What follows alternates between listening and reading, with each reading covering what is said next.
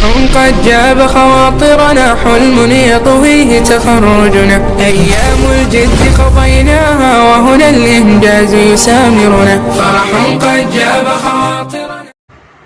ومن أحسن قولا ممن دعا إلى الله وعمل صالحا وقال إنني من المسلمين. صدق اللہ العظیم.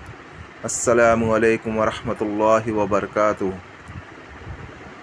محترم سامعین، جیسا کہ ہم نے کہا تھا کہ انشاءاللہ پچھلا ویڈیو جو آئیں گا وہ حصار کے متعلق ہوگا، اور آج ہم نے جو ویڈیو لایا ہے وہ اللہ کے فضل و کرم سے حصار کے متعلق ہی ہے. حصار ایک ایسا عمل ہے کہ جیسے حفاظت کے معنی، جیسے آدمی اگر قلعے میں اگر رہتا ہے تو حفاظت ہو جاتی ہے، تو عملیات کے لائن میں حصار کا عمل، حصار کرنا ہر عمل میں بہت ضروری ہے. کوئی بھی عمل میں حصار کا ہونا بہت ضروری ہے. اس کے لیے آج ہم نے جو ہے سب میں پہلا عمل ڈالا ہے حصار کا، تاکہ آدمی کی حفاظت ضروری ہے. اور عملیات کی لائن جو ہے بہت دلچسپ لائن ہے اور بہت شوقین لائن ہے.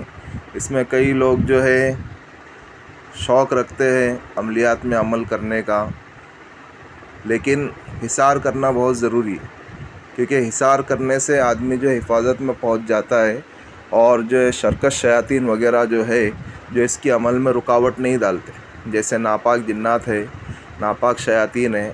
اگر حصار اگر کر لیتے ہیں تو ان لوگ جو ہے ہمارے عمل کے بیچ میں نہیں آتے. تو اس کے لیے حصار کرنا بہت ضروری ہے.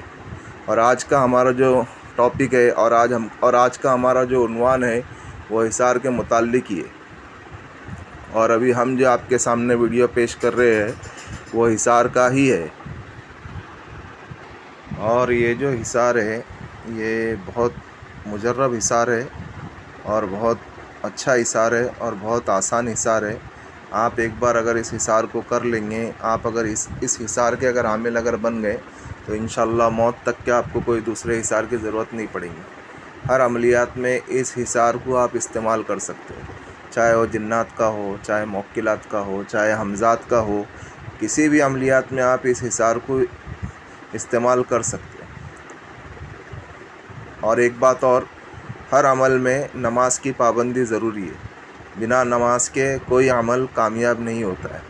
تو ہم اس بات کی بھی کوشش کریں کہ ہم نماز جماعت کے ساتھ پڑھتے رہے اور امت میں چل پھر کر نماز کی بھی دعوت دے. پھر ہم چلتے ہیں بنا ٹائم ویسٹ کرے اپنے عمل کی جانب. تو عمل کچھ اس طریقے سے ہے کہ رات میں عشاء کی نماز کے بعد، عشاء کی نماز ہو جاوے، عشاء کی نماز کے بعد کوئی ایک ٹائم متعین کرے. رات میں اگر 10 بجے پڑھنا چاہتے ہو تو 10 بجے ہی پڑھے. اس کے بعد حصار کا آسان عمل، ایک مرتبہ بسم اللہ، ایک مرتبہ آیت الکرسی، ایک مرتبہ چاروں قل یا ایھا الکافرون، قل ھو اللہ احد، قل اعوذ برب الفلق اور قل اعوذ برب الناس، اور ایک مرتبہ سورہ بقرہ کی آخری 2 آیات. ان سب کو 41 مرتبہ پڑھنا ہے. 41 مرتبہ ان سب کو پڑھنا ہے.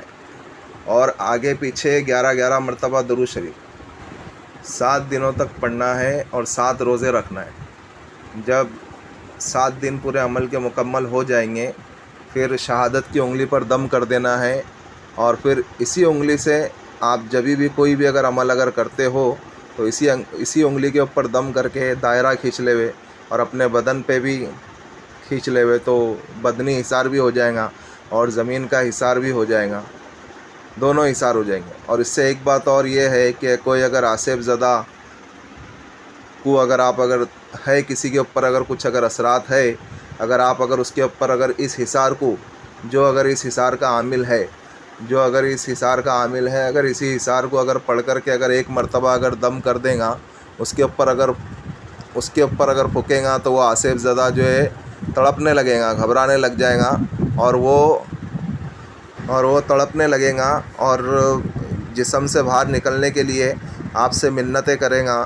اور پھر آپ اسے جو ہے نکالنے کے ٹائم پہ اسے جو ہے سلیمان علیہ السلام کی یا کوئی بھی انبیاء کرام کی قسم دے کر کے اسے جانے کی اجازت دے دے. اور اسی کے ساتھ ساتھ آپ کو 7 روزے بھی رکھنا ہے. 7 دن عمل پڑھنا ہے جو بتایا ہوں میں نے، اور 7 روزے بھی رکھنا ہے. تو یہ تھا ہمارا حصار کا ویڈیو، اور میری آپ سے گزارش ہے میرے چینل کو سپورٹ کرے، سبسکرائب کرے اور بیل آئیکن کو دبا دے اور لائک کرے اور دوسرے مسلمانوں تک کے شیئر کرے۔